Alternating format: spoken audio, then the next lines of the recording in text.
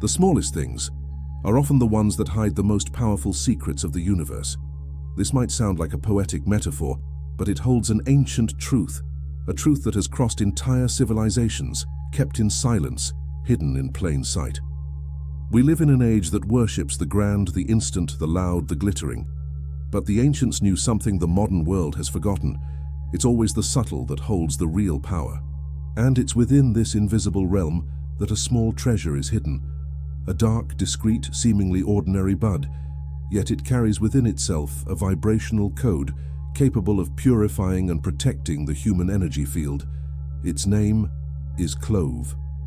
Many see it merely as an aromatic spice, used in desserts, teas, or homemade remedies. But those who know its secrets know that clove is not just a spice. It's a natural spell, an energetic seal, a bridge between the physical and the spiritual. When burned, it doesn't just release a sweet aroma, it releases a frequency, a vibration that cuts through the invisible density of the environment, purifies the space, and strengthens the shield of the soul. The ancients knew this.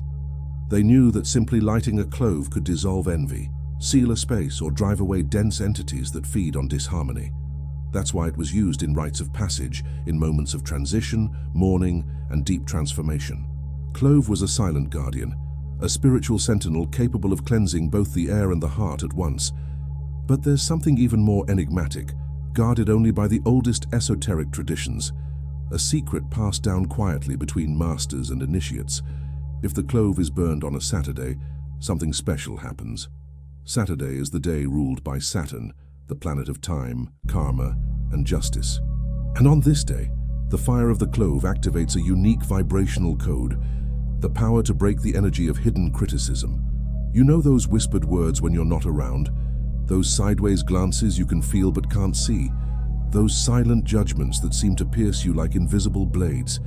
That's what the clove protects you from. It senses those vibrations before you even understand them, and it transforms them, returning balance and serenity to your energetic field. Sounds exaggerated, try it. Burn it 3 times, the first with no intention, the second while repeating a phrase of power, something that strengthens your light, and the third in absolute silence. You'll feel the difference. This isn't superstition. It's a forgotten science, the science of subtle vibrations. Because yes, the soul can be contaminated. It absorbs frequencies, emotions, thoughts, and unspoken words. It gets imprinted with everything that surrounds it. And in today's world, surrounded by screens, noise, and distractions, this contamination has become almost invisible and constant. That's why simple rituals like the cloves are resurfacing, because only the invisible can heal the invisible. The clove doesn't fight, it doesn't scream, it doesn't attack, it transmutes, it turns density into lightness, chaos into harmony, noise into silence, and it's in that silence that the body realigns with the spirit. I'm not here to convince you. I'm just reminding you of something you already know deep within. You're made of energy, and everything that is energy can be healed, purified, and protected. If you've ever felt your joy being drained for no reason, or noticed your peace fade away after visiting certain places, or sensed a thought entering your mind that didn't quite feel like yours, then this knowledge is meant for you. In the next few minutes, you'll discover how a simple clove can seal your energy field and elevate your frequency in a natural, subtle, and powerful way. The mystical origin of this little guardian traces back to the Moluccas Islands, known as the Spice Islands. It was there that the Syzygium aromaticum tree was born, the mother of those fragrant buds that crossed oceans and centuries. In ancient times, Arab traders exchanged it as if it were gold. And in truth, it was worth just as much. But not only for its flavor, there was something unspoken, something whispered only among those who truly understood. In Vedic India, clove was used in rituals of spiritual purification. In ancient China, servants who approached the emperor would chew cloves before speaking, so they wouldn't pollute the air with the impurity of their breath, a literal metaphor for vibrational purification. In Africa, it was used to anoint protective amulets. And in the Arab world, it was believed that clove could ward off evil spirits and hidden envy. Every culture saw it in its own way, but all agreed on one essential truth. It was a bridge between the visible and the invisible, between darkness and healing. Look closely at its shape, a tiny stem with a rounded head, a form that resembles a sacred nail. That symbol linked it to ancient rituals of energetic sealing, what was once called the sealed clove, used to close invisible portals. It was said that wherever a clove was placed, darkness could not enter. It was like a signature of fire in the air, a vibrational seal silently declaring, "Here, light resides." And perhaps today, more than ever, we need to reclaim that ancient wisdom. Because true power isn't in the size of things, but in the frequency they carry. And the humble, quiet clove is a reminder that the sacred can fit in the palm of your hand. But what's even more fascinating is that clove wasn't just a symbol. In ancient Indonesia, shamans and healers would burn it inside sacred circles carefully drawn upon the earth. They did this to purify the air, drive away dense presences, and attract benevolent spirits, invisible guardians who protected the space between heaven and flesh. The spicy, penetrating aroma rising from the smoke had an immediate effect. It didn't just perfume the air, it shifted the subtle body. It awakened consciousness, cleared the mind, expanded perception. And that is no coincidence, it's spiritual science. Long before aromatherapy had a modern name, clove was already known as medicine for the soul, not because of its scent, but because of what that scent carries. A frequency, an invisible vibrational geometry, programmed to dislodge everything the eyes can't see, but the spirit can feel. Silent envy, stored resentment, foreign thoughts, vibrations that build up like dust in the energetic field. All of this can be absorbed, and is every single day. So why does clove still work even in the 21st century? Because the human soul still absorbs energy the same way. The screens have changed, the noise has changed, but the subtle body remains the same. And clove continues to be one of the oldest and purest tools for deprogramming, purifying, and sealing the energy field. This isn't superstition. It's a forgotten language, a silent dialect that clove still speaks to those who still know how to listen. So I ask you, have you ever tried lighting it at home, in a quiet moment that belongs only to you? No rush, no expectation, just watching. You don't need to believe it. You just have to feel it. The change is subtle, almost imperceptible at first. But then, suddenly, the air shifts. The space grows still, and something inside you realigns. You won't have to wait long to notice it. Try it sometime this week, and if you feel called to keep exploring these ancient tools, those that were once used to protect, strengthen, and raise your vibration, then there's something you need to know: the manual of your higher self. It's not just a book, it's an energetic map, a guide to unlock the invisible field that surrounds you and awaken the power that has always lived within.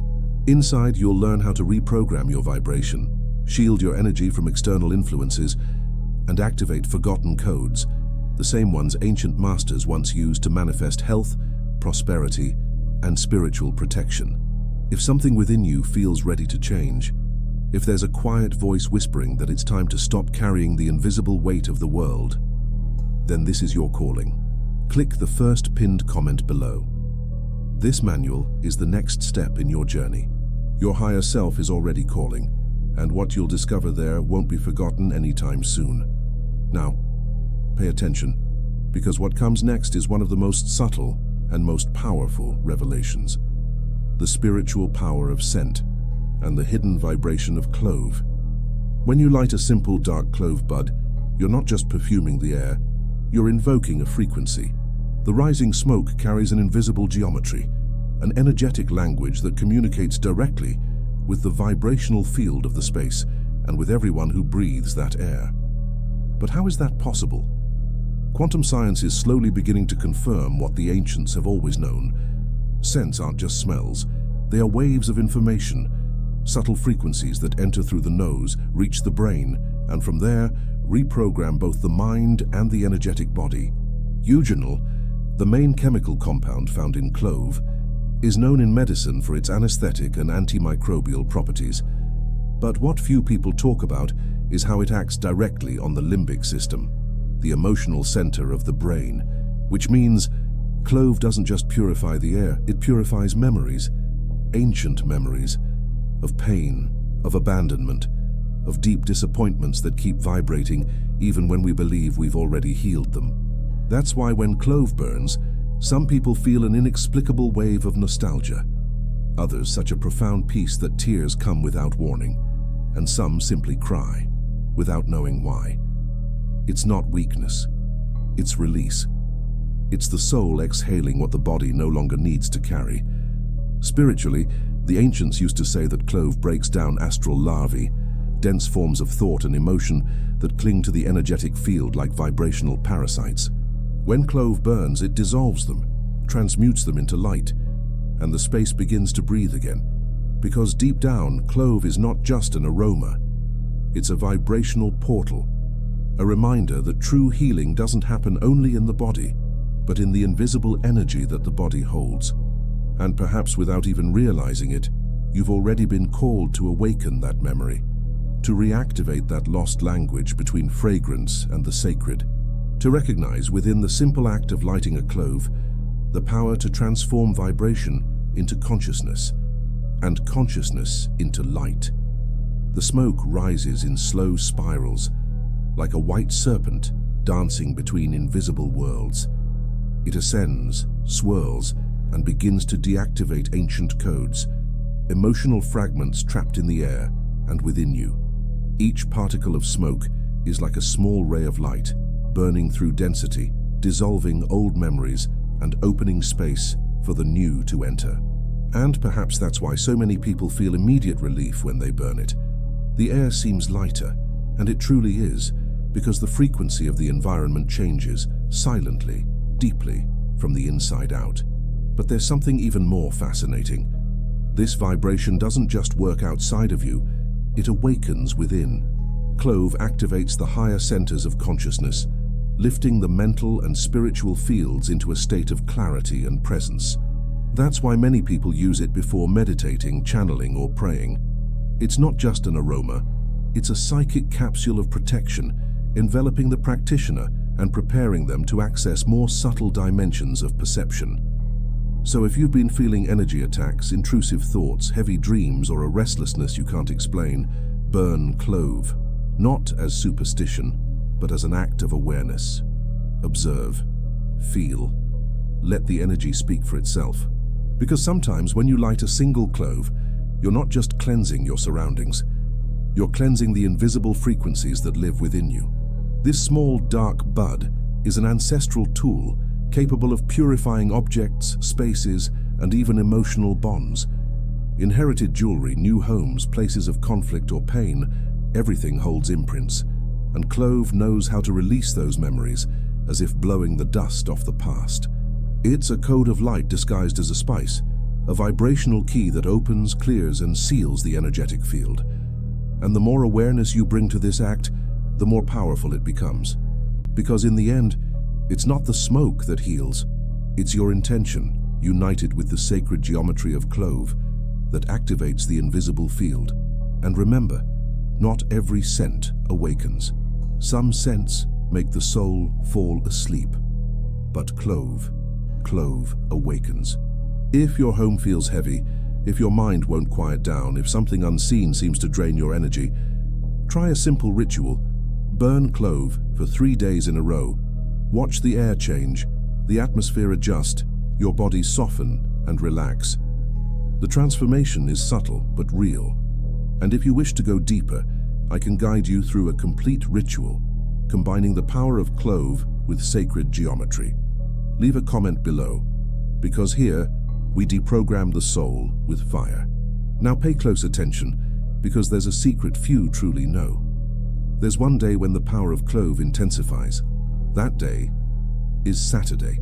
In ancient astrology, Saturday is ruled by Saturn, the lord of time, karma, and invisible justice. And when you burn clove on that day, something profound happens. The smoke becomes almost surgical, piercing through subtle layers, cutting old ties, and dissolving hidden bonds. You know those moments when someone speaks of you behind your back, when a critique hides behind advice, or when a silent glance carries judgment. Even if you don't hear it, you feel it. And if you don't cleanse it, it settles in. Because everything is vibration, and vibrations connect in silence. Few realize this, but every word has weight, and every weight looks for a body to rest in. Have you ever noticed how after certain conversations, you feel sudden exhaustion, a headache without reason, an anxiety that doesn't feel like yours? That's no coincidence. It's energetic transference. And that's exactly why Clove is so powerful. It doesn't just clear the space, it severs invisible threads that bind you to what doesn't belong to you. On Saturdays, the smoke of Clove acts like a vibrational antivirus. It rises, spins, detects hidden criticism, silent envy, unspoken judgment, and cuts the channel clean. The ritual of Clove, English translation, American accent. The ritual is simple yet profoundly deep. Take 3 dried cloves, a piece of charcoal, and a clay or metal bowl. Light the charcoal, place the cloves on top, and walk quietly around your home, allowing the smoke to rise and circulate. As you walk, repeat silently, "All that was spoken without truth dissolves. All that was thought without love is neutralized. Only the sacred may enter my field." Repeat this ritual for 7 Saturdays in a row if you're facing judgment, conflict, envy, or public exposure, especially online. It's ideal for therapists, artists, communicators, anyone who needs protection from the gaze of others. And remember, Clove also clears your inner critic, that old voice that whispers, "You're not enough. They'll let you down. You're going to fail." The smoke reaches there too. It goes where common incense cannot. It touches the wound and softly whispers, "Let go, you don't have to carry this anymore." Clove is more than a fragrance. It's emotional alchemy. It's the scent of liberation. It's the key that opens the soul to the new. And when you light it with awareness, it's as if the fire itself was saying, "Now, awaken." The power of Clove doesn't lie only in the smoke that rises, but in what it awakens inside you. When fire touches it, it doesn't just burn the air, but it stirs memories, some conscious and others buried deep within the soul. Some people cry for no reason when they smell its aroma. Others feel chills, fleeting visions, memories they can't explain. Maybe they're not from this life, maybe they are. But they were all stored in the subconscious, in the skin, in the stomach, in the throat, that once had to stay silent. Clove speaks directly to those forgotten places. It awakens the throat chakra, the center of truth, and the third eye, the seat of subtle vision. When these centers are blocked, you don't speak what you feel. You don't see what you live. You just repeat old inherited programs. But when Clove is lit with intention, something begins to unravel. It's like a soft voice rising from within your chest, whispering, "Remember me." Use it before writing, before meditating, or when you need to make an important decision.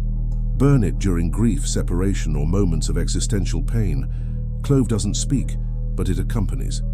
It doesn't show the way, but it reveals what you've been avoiding to see. A simple exercise. Light a clove. Sit in silence. Write by hand. What emotion still lives in me that I haven't dared to face? Breathe in the aroma, and don't think. Just feel. The answer will come, and it might surprise you. Each breath is a bridge between the visible and the invisible. That's why so many therapists are bringing Clove back into constellations, hypnosis, and emotional release sessions. Not out of superstition, but out of direct experience. Because they've seen it happen. They've seen people free themselves. Clove doesn't judge, it only reveals. And where it reveals, it transforms. During sleep, it also protects. If you have heavy dreams, wake up tired, feel nightly presences, or sense your energy field open at night, place a small bowl of cloves beside your bed. No need to burn them, just let them be there. They act as vibrational shields, repelling anything that doesn't belong to your field. There's something in their shape and in their sacred geometry that repels all that's foreign to your vibration. Would you like me to prepare a complete night protection guide using sacred plants? Let me know in the comments. And remember, where there's clove smoke, shadow cannot enter. The hidden power of Clove, English translation, American accent. Because there are invisible forces that don't need a name, eyes that wound even when they never meet, unspoken words that still leave deep marks, entire days when we feel a strange heaviness, something stuck to our energy, like an invisible dust the body can't quite explain. In those moments, the soul doesn't ask for explanations. It asks for fire. It asks for symbol. And one of the oldest symbols to answer that call was the clove. Burning clove is not superstition. It's ancestral memory. It's an act of energetic sovereignty, a reminder that you are the guardian of your own field. When you light it, you declare to the unseen, "Within my energy, I decide who enters." Clove carries a vibration that cuts, seals, and protects, not with violence, but with clarity. Its smoke doesn't attack, it reveals. It doesn't hide, it unveils. And that's exactly where its magic lives, not just in the aroma, but in what it awakens within you. Because there's something inside us, a sleeping code, an ancient spiritual memory that reignites the moment we smell it. As if the soul whispered, "I know this has saved me before." It's not about belief, it's about experience. Just as we cleanse the physical home, we must also cleanse the energetic home. And clove is broom, incense, and sword. Many mock it. They call it witchcraft. But curiously, when they step into a space where clove has been burned, they feel the difference. They can't explain it, but they feel it. Because energy doesn't need permission to be perceived. Today, more than ever, we need these small shields. The modern world strikes us with invisible impacts, electromagnetic fields, collective thoughts, shared emotions, anxiety that isn't even yours. You can't live sealed off all the time. But you can learn to close your field, to protect the sacred, and to choose what enters and what doesn't. Clove is an ancient pact with the invisible, a reminder that the small can be immense, that smoke can be stronger than steel, and that sometimes a simple ritual is enough to give you back the soul the world made you forget. If you've never tried it, this is the moment. You don't need to be an expert. You only need presence, fire, intention, and silence. Because the true power of clove is not in what it does, but in what it awakens in those who dare to feel.